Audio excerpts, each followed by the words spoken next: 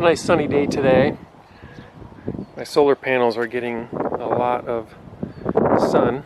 I wanted to show you that when the battery is completely charged on the Ecoflow Delta Pro and there's no power being used, but there's a lot of sun out, that the solar input is always at around in the low 40s for low 40 watts input.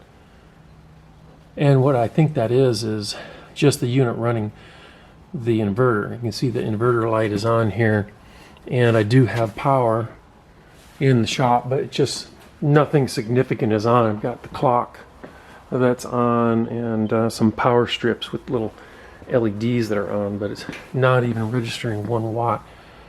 So I had mentioned in a previous video that when I turn the lights off in the shop and I go into the house for the night, even if the charge is at 100%, in the morning before the sun starts charging the panels, I'll lose about 8% at night.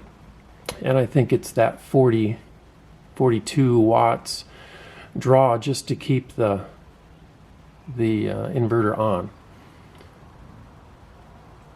So I wanted to show you guys that. So another thing that I can show is when I turn the inverter off, to kind of prove my point, the input goes to 0. 0 input, 0 output.